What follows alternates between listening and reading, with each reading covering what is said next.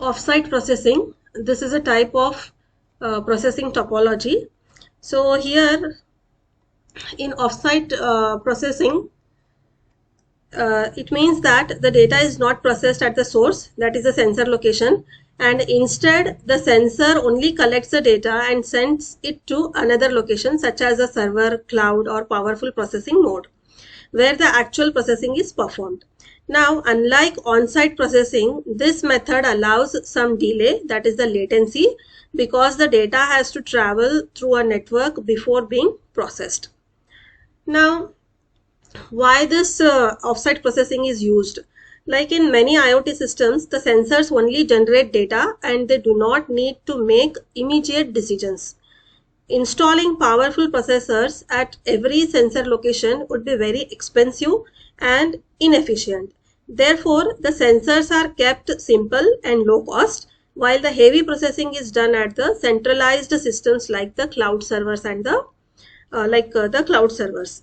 So this approach is especially useful in large scale IoT deployments where thousands of sensors are used. Now, how this offsite processing works? First, the sensor will collect the data where the sensor detects the environmental information such as the temperature, humidity, motion, heart rate, traffic flow, and many more. And the sensor node gathers this information from the environment. For example, here we have a temperature sensor which measures the temperature every few seconds. Now, the second step is the data is framed or prepared. Like the sensor node organizes the collected data in a structured format, that is the data packets, so that it can be transmitted over a network. For example, suppose you have a sensor which measures the temperature 30 degrees Celsius. Now, the time of measurement is 10:30 a.m. and the location is room 2. So, sensor organizes the data into packets here. Then, data is sent through the network. That is, the sensor node transmits the data through the Wi-Fi, cellular network, long range, or the internet, and the data travels to another location where powerful computers are available. For example, data from the weather sensors is sent to a cloud server through the internet. The fourth step is remote system processes the data. It means that here the server or the cloud with cloud system has the high computing power and it processes the data, performs the analysis, identifies the patterns, and generates useful insights.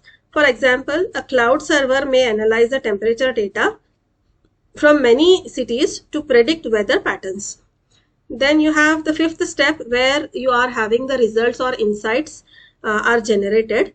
That is, after processing the system, the system may display the graphs, alerts, charts, or actions are generated, and these are stored. That is, it will store the data for future analysis and control devices remotely. For example, you have a fitness app which shows the daily heart rate charts and the health insights. Now here, the offsite processing, it is much cheaper than that of the on-site processing. Why? Because the sensors are simple and these are low power devices, and these are having expensive processors and are not required at every locations, and a few powerful servers can process the data from thousands of sensors. So this makes it ideal for the large IoT systems like smart cities, environmental monitoring, and agriculture. So here, next is the shared processing power or the collaborative processing.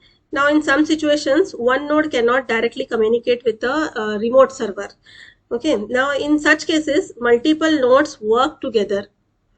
Multiple nodes work together and share their processing power here. So here you have sensors, then you have neighboring nodes. These nodes collaborate and forward the data. Now here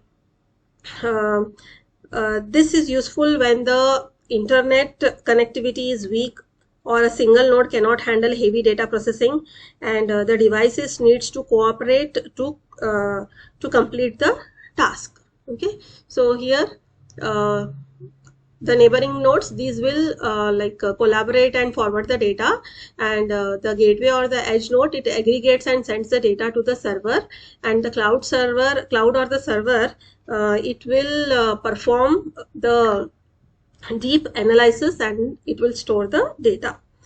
Now, some real-time examples are the fitness bands, where the fitness band, it measures the heart rate and activity, and the sensors collects the health data, and this data is sent to the mobile app or the cloud, and the cloud analyzes the data, and the app shows the graphs, calories burned, and the health insights. So here heavy processing happens in the cloud, not in the band. Second is the weather monitoring system, where the weather stations installed across the country collect the environmental data, and the sensors measure temperature, humidity, and the wind speed. So the data is sent to the central weather servers, and the servers analyze the data from many stations, and the weather predictions are generated. Then the third example is the smart agriculture, where the farm sensors measure the soil moisture and the temperature, and the sensors will collect the soil data, and this data is sent to a cloud platform, and in turn the cloud analyzes the crop conditions, and the farmers receive irrigation recommendations. Now, some advantages of this offsite processing is here it has high processing power.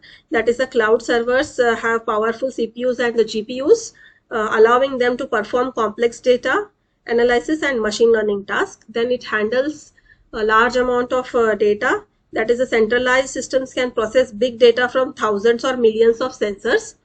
And you have long-term storage, where the cloud systems can store the data for months or years. This in turn which helps in historical analysis and the trend prediction.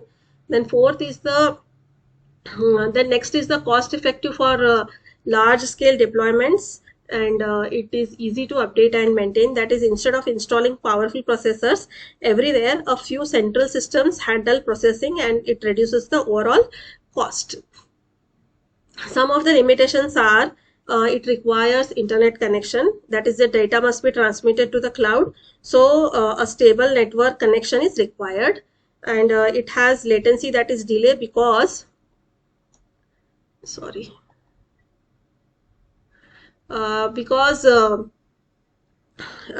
data the data must travel through a network, and there is always some delay before processing occurs.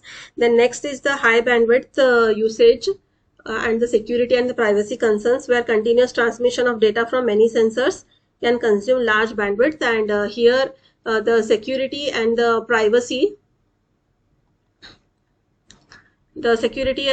privacy concerns are more. So here this offsite processing, it is a method where the sensors collect the data, but the processing happens at another location, such as cloud servers or remote computers, and it is commonly used in large IoT systems because it is cost effective. It is cost effective, and also it is capable of handling large amounts of data, although it introduces some delay due to the network communication. Thank you.